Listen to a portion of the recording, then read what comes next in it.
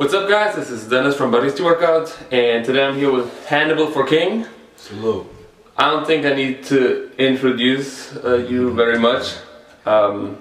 Think most of the people who are involved in calisthenics in any way know about you, because in fact most people that I interact will tell me that your videos were one of those videos that got them started. Okay. So you might not be the one who invented everything, you might not be the one that knows the most, but you definitely one of those people that had a great impact on many people.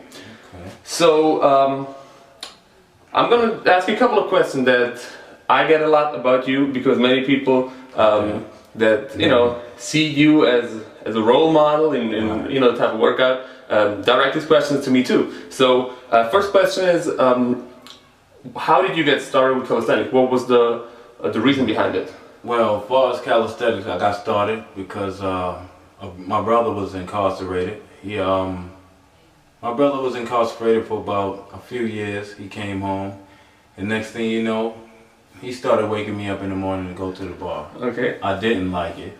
Surprisingly, I didn't like the bar, but it grew on me, and then I just wanted to go as far as I can go. Okay. So would you say he was the one that basically taught you, or was he just the reason for you to start? Well, like you just said about me, he didn't start me, he inspired me. You understand? He opened my eyes to it. And so pretty much I want to do the same for others, and I see it's being done, so I appreciate the following. Okay. So when you got started, what would a typical workout look like back then? Well, a regular workout for me, beginner, was pull-ups. He wanted me to do the pull-ups, the dips, and the push-ups. That's what they called the around the world workout. It was a workout they put together in prison, I guess. But you're just doing everything. You're just doing everything at one time. Instead of doing legs today and arms tomorrow, you're doing everything in one day. So I was doing pull-ups, about 5 to 8 pull-ups when I started. Yeah, about 5 to 8. About 10 to 15 dips, and about 10 to 15, maybe 20 push-ups, because us as being males, we should do push-ups, so about 15 to 20 push-ups. So that was pretty much it, and I stuck to that routine, which was we call now around the world. That's the basics, and that pretty much I feel will get anybody that's dedicated to where we're at right now. Okay. So once you got that, and once you did that around the world routine, what led you to taking the next step, trying to go above the bar and do all the crazy stuff that ended up being the result of it? Okay, well, the main issue there was you go to the park, right? It's a bunch of guys there sometimes. See, in the urban community it's different. You already got to be tough, so I was dealing with that.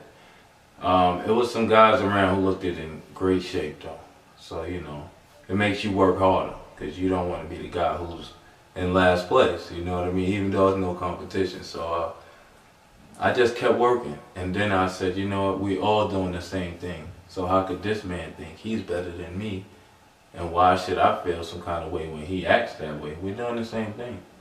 So mentally I just wanted to see how far the human body could go.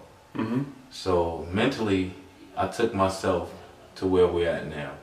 Everything you see me do on the bars, I mentally seen it first, and if I could mentally visualize it clearly, 9 times out of 10 I felt I could do it. So that's what you guys did. Okay, so the reason I'm asking this is because when people try to figure out the history behind calisthenics, they try to find a connection between gymnastics and calisthenics, basically assuming that someone saw a gymnastic guy on TV or saw a gymnastics competition and then just went to the park and tried to imitate that. What's your take on that? Do you think gymnastics basically inspired you to do what you do, or did that develop independently? Well, gymnastics, I believe, inspired a lot of people. It's always been going on. You just got to do your history, but it didn't inspire me. It was the closest thing I could get to gymnastics in my neighborhood, because Like when I was young, I read up on weightlifting. Everybody was wrapped up. Their joints was wrapped up. You know, I didn't want that. I always wanted a nice physique. So gymnasts always had a nice upper body. So, you know, I really enjoyed what they do also. I still do enjoy it. So I wanted to do my best to get that type of strength and mindset as well. But unfortunately, I don't have the opportunity to be in gymnastic gyms, so I did it in the park. I'm doing my best to show them now we all can do, you know, what you guys feel you're a lead at. Now, I want them to show us they can do it as well. I want to see our moves done, or not our move, because I don't like when people say what's theirs and what we do, we all work hard. So I would like to see the moves, some of the moves that's done in the calisthenic community. I would love to see that in the gymnastics world, as far as on the rings. You know, people opening up and doing planches on the rings without bending their elbows. You know, I mean, it's hard work. And it's whatever your imagination brings to mind, you know, why not? You got the access to it. So, and I may do it. I have a gym now. It's called Pace Performance. It's in Amityville, and there's some rings there, so I'm working on New toys. Yes. A lot of people look up to you not only because of what you do, the type of moves you do, but also, you know, the type of physique that you have. Something that a lot of people aspire to. So, you know, many want to follow your workouts, hoping that they will get the same type of results. When you started, were you know, already built, or were you very slim? What was your starting point? Excuse me. Now, I was like I said, I was always the little guy, always. So I was a little frail. It's just how could I say? I was always active. So a lot of people say I always had a physique when I was young, but I was always active. I was always climbing gates and trees and on the monkey bars and ropes. So it would bring that physique. So I mean, it ain't like none of us was born with six packs. Yeah. You know what I mean? So I was always a little slim guy, very slim. So I didn't have no body fat to burn off. So I just started working real hard, you know. And it just came. It became, yeah, it built in the mass because my mother's, she's slim. She has, I believe, it's a country trait. They're from the country, so whatever traits and things come through their genes, maybe I got some of that. Then my father, he's a ex-boxer, and he's in nice shape, you know. But my thing is, if they wasn't born like that, it don't matter, you know what I mean? So it all boils down to hard work, no matter how it goes. You know? That's the main thing. Okay. Just for information, because a lot of people want to know that, what's your height and your weight right now? My height, what, 5'7", 5'8", somewhere around there. My weight is around 170, 175. I could care less about it. If it ain't around 185, 190, I don't enjoy it as much. Yeah, and that's another main reason.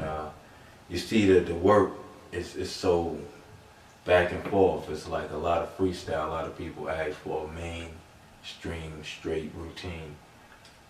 You know, I'm doing my best to get my weight back, you know what I mean, without jumping off of my routine. So I'm doing my best to throw a little bit of this in there and a little bit of that in there, but you know, next thing you know, my routine is excluded. So I'm doing my best not to pretty much stress weight. That's why people ask about the height and weight. I don't have a problem with telling the height nor the weight. It's just telling the weight brings that back to my attention, because a lot of people want to lose weight. I look to gain weight. I don't like to lose weight. So. Okay, that brings up the next question. What about nutrition? Do you have a certain rules that you stick by, or are you one of those guys that can just eat whatever you want and, you know, still keep the shape? Well, I like to eat happy. I like to eat and be happy. So whatever my taste buds enjoy, that's what I'm gonna eat. I love to eat healthy as well, but you may see a bunch of healthy food on my plate. It's gonna be some steak and some garbage, what they call it in the media. There's gonna be some of that on my plate as well. So my thing is, I love red meat. I love beef. That's part of my main diet. If you say I do have a diet, or we all have a diet, I love beef. I love potatoes. I love cheese, bacon. You know what I mean? Those are things I love. Eggs. I love eggs. That was one of the first things I learned how to cook. You know, I love baking cakes, so I love goodies. Love making cheesecakes. So it's like I eat like everybody else. It's just my thing is, why should I not eat what makes me happy and taste so good, right? When all we gotta do is put some hard work in, Right. and you can eat that. So look, it's a lot of food upstairs, right? It's a pan of seafood rice, right? This is what I ate last night. I ate a bunch of seafood rice, macaroni and cheese, some green beans. What else was that?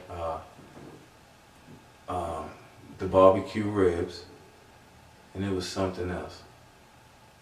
I think it was fish or something. I don't know. It's just she cooked whatever, and I ate it, man.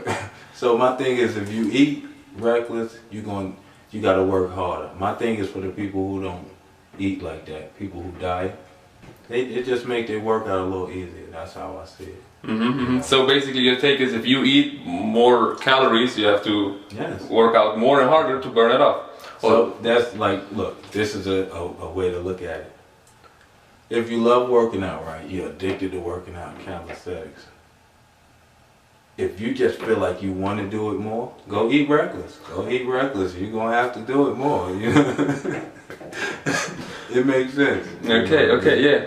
But you don't have any type of structured diet, would you say? No. Okay. Well, now, a lot of people say, well, Hannibal says that he eats whatever I want, so I can do it too. No. What would you say? Well, no. No. Everybody can't do that. I like to say, you can eat what you want, you just got to put in some hard work. But some people can eat like a vegan and work very hard and still have an issue with losing weight. Now, there's a lot of different ways weight sit on our body. You got to look in your history. You got to look through your family genes and see the structure of your family. You got to understand these things. And like I said, you can eat what you want. You can work very hard.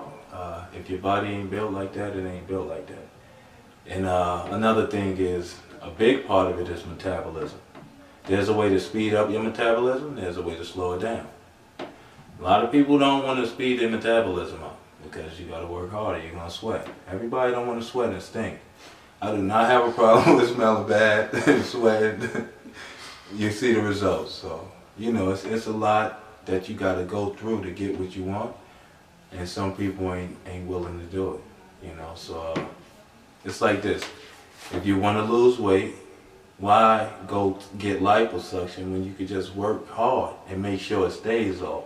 You know, something may go bad in surgery. Do it the right way. It may take longer, and you're prouder. You enjoy it more because you worked hard for it.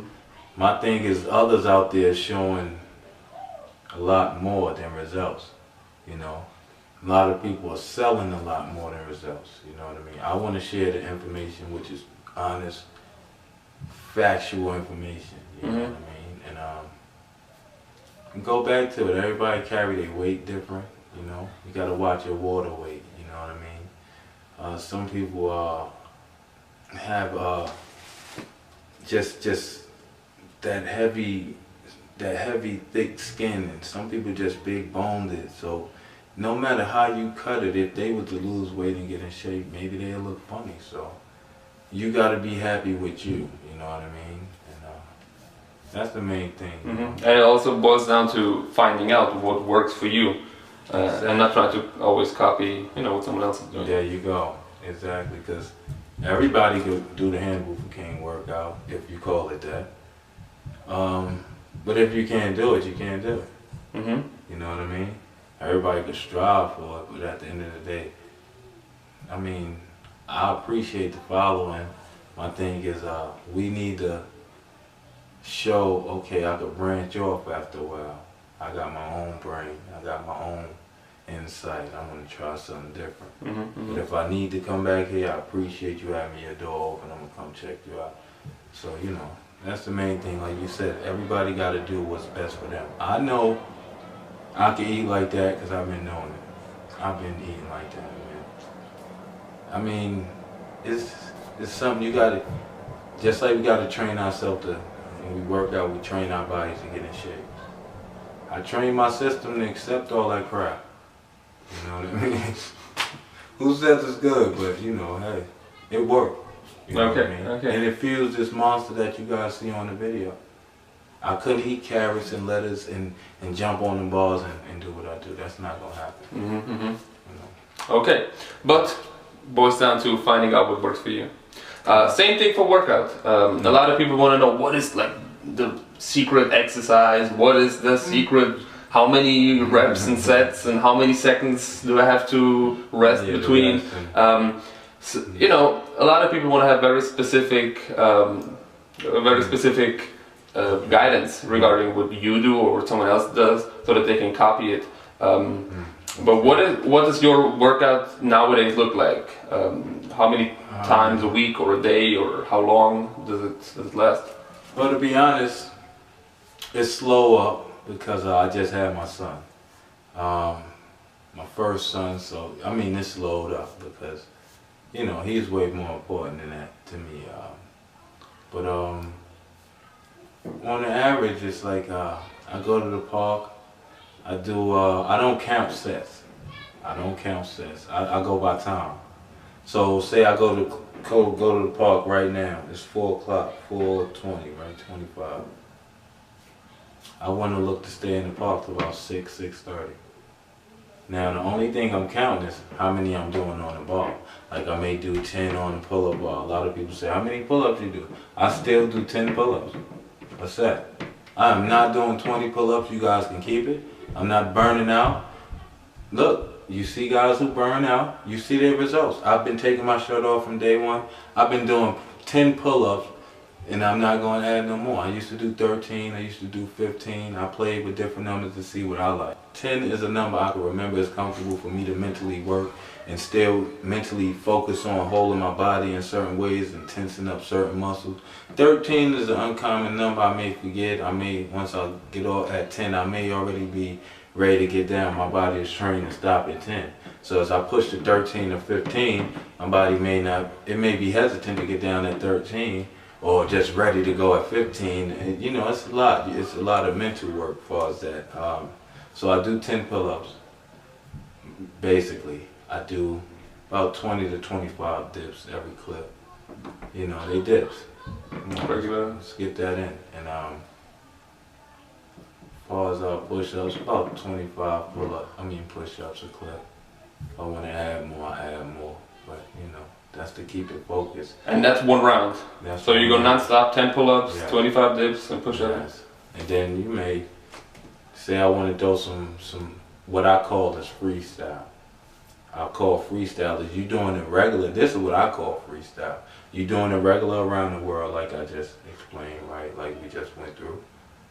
Now you add some of your advanced work, right?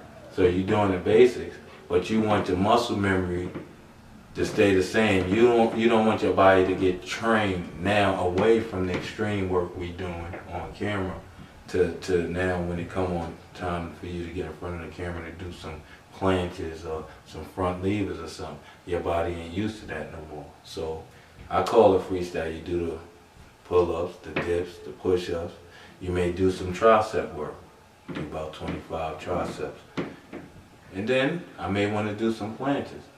So I do the planche. I do about maybe 5 of those because I'm not training for the planche right now. My body got to stay in a basic routine, mode, in the zone.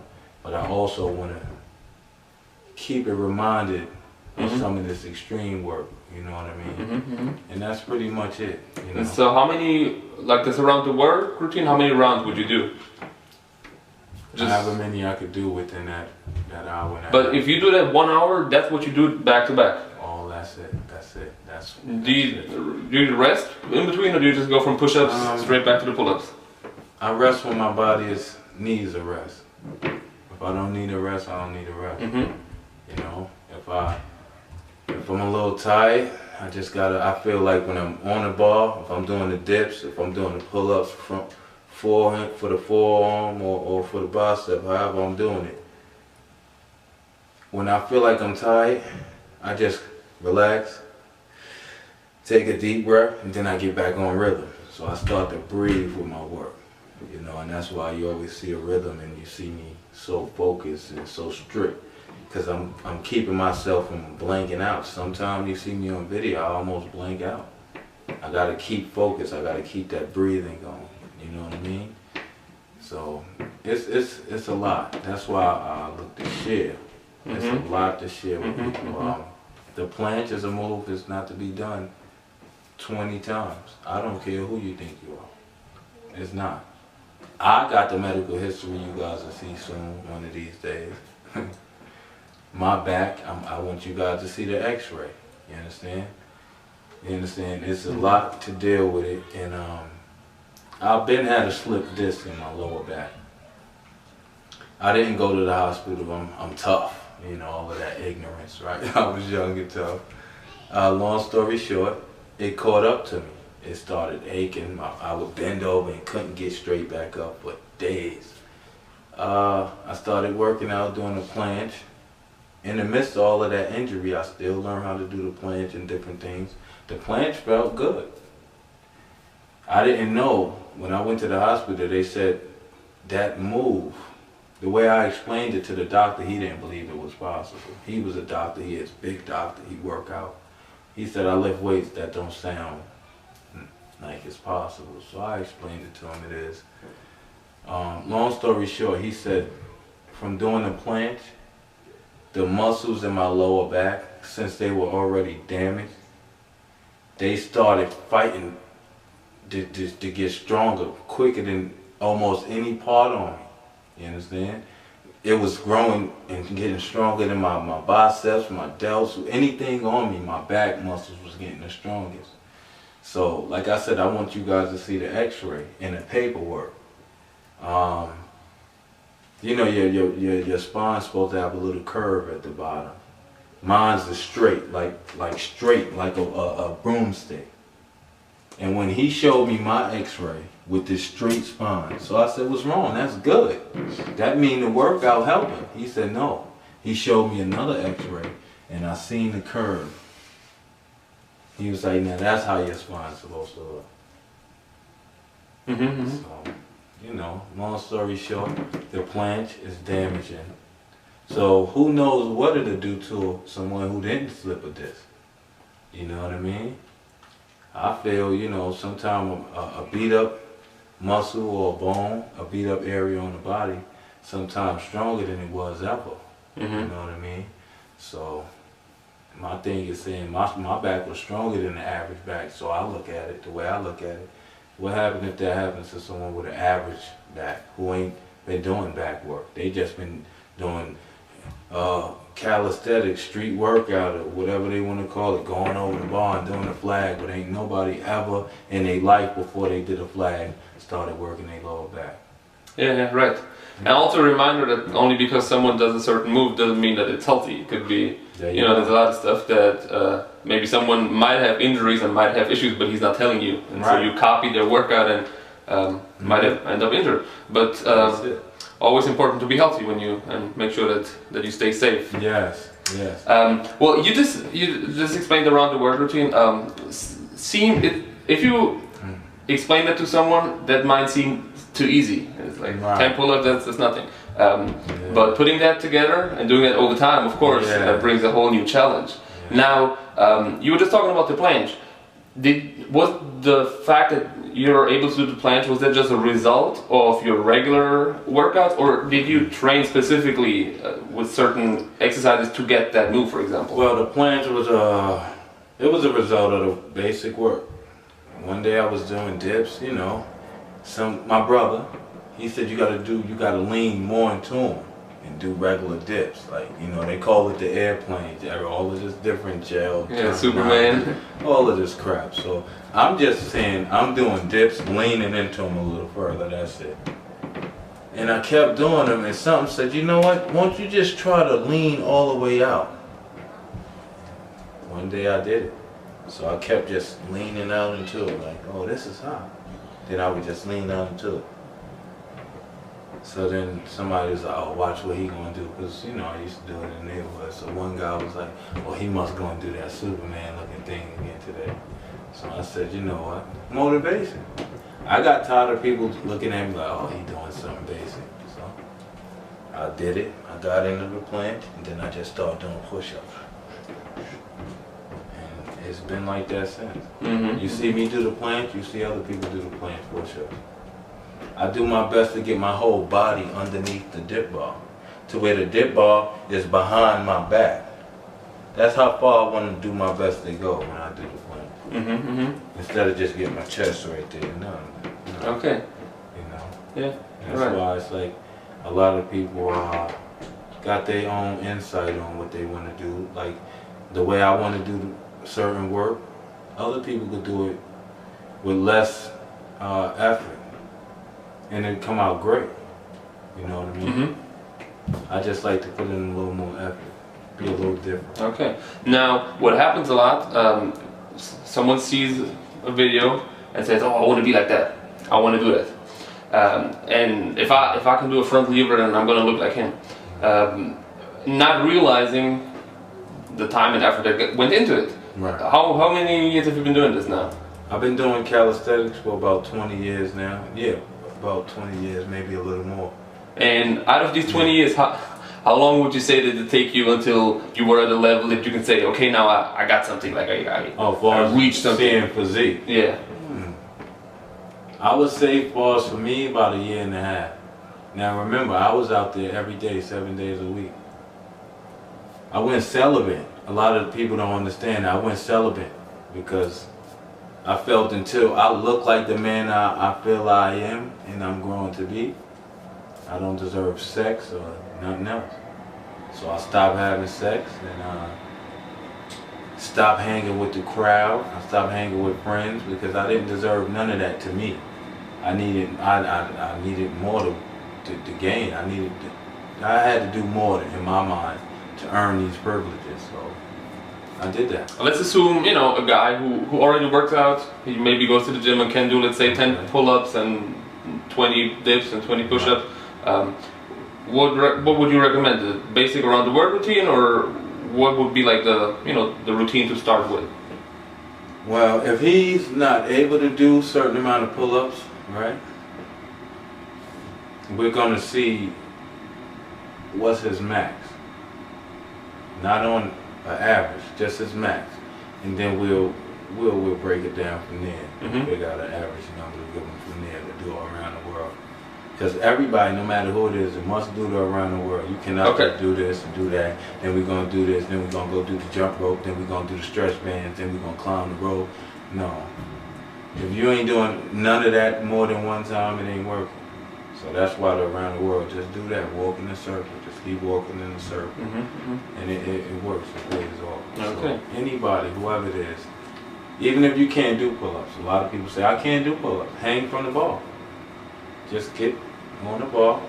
Don't just hang too far the way your joints is locked completely out and you feel a separation and you just dead weight. I don't promote that. When I see that, no. I take the individual away, the client away from the bar, and they don't ever get a chance to be around the bar again. And if they show even less effort, they don't get to see me anymore. It's not about the routine, it's about the effort that you put into it. You gotta show some kind of real serious effort, because this is you who's getting better. I look the way I look already, and I eat garbage, so I'm doing good, you know what I mean? For all of them questions, I don't know if you probably wanted to ask me that. I'm gonna address a question that I've been coming across as well. It's flattering though. I gotta say thank you guys. If I look that good, I don't know, or that bad, however you want to put it. I do not take steroids. I don't know how steroids look. I don't know anybody in the ghetto where I'm from who ever known about having a steroid dealer. So y'all gotta ask me about some different drugs. That one I ain't never had, ain't never ran across. I don't know how it look. I don't know how to buy it. I don't know how much it costs, and I don't care for it. I like burgers, bacon, cheese. Some people say bacon is like a drug. You know, Muslims don't like bacon. You know, no disrespect. I'll eat food. They eat their food, I eat my food. But you'll see the difference in everybody. You see the difference in vegans. It looked like you could see the bone, everything. You see the difference in me. You see a vegan six-pack, you see my six-pack. You will see a major difference. Mine just looked like, it just looked a little different, a little funny, a little bulky, and you know, and there's meat around it. You rarely see a six-pack with meat around it. You usually see the bone at the pelvis. You see the rib cage. Nah, I need my little love handles at the bottom of my six-pack or whatever it is. You know, it look good. I feel pretty good. And it's like I said, a lot of people are working, like you said, a lot of people aren't working for themselves. They're working for somebody else to appreciate it. I do what I do for me. You know what I mean? And a lot of people work out, they don't know what they're doing. See, this is something else a lot of people don't know about. And this is something else a lot of these other trainers don't know. I know how to sculpt the body. I know how to put what where with just calisthenics. That's why I look like this. Now, I plan on adding more certain places because that's just how I want to look. You guys will see it. I mean, I'm just doing my best to keep people from making them mistakes. I'm doing my best to avoid them from making that many mistakes. All you gotta do is work hard. That's the main thing I've been saying from day one. Okay. Work hard. Yeah. Now, in fact, I put up a question on Facebook earlier asking what would you ask Hannibal For King to see, you know, what people want to know. And a lot of people said they want to know where do you get your motivation from? Because many people struggle. They have, you know, they have to fight to get up every day and go to the gym or to the park. What is it that keeps you motivated and gives you the drive? What always motivated me was the doubt. I've been doubted a lot in this neighborhood and family members or whatever. But that wasn't even enough. That helped, it fueled it, but what really motivates me is seeing others do it too. You know, I see the kids come to the park and show I can do this too. They trying to do what I did the other day or whatever. You know, they see more parents come spend time at the park with their kids, even if it's women.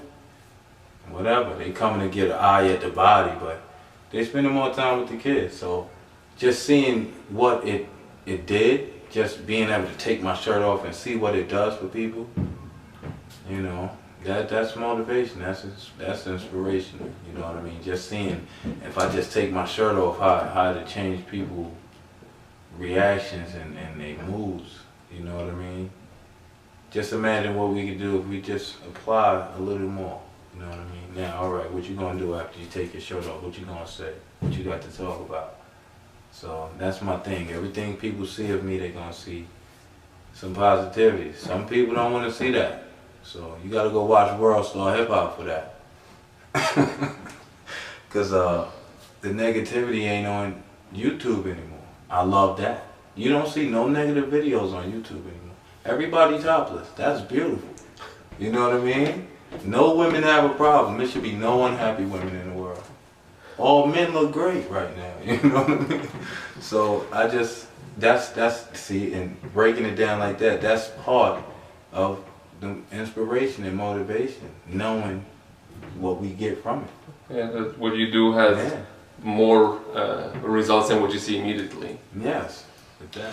Okay, so what are some last tips that you can give to people that want to get started or maybe want to get better? First thing they got to do is do it for themselves. You got to do it for yourself. You got to work hard. You must stay consistent. Don't worry about doing no freestyle. Stay consistent with the routine. That's it. And that's the secret. All right. Thank you very much. Thank you. And let's do some pull-ups. Yes.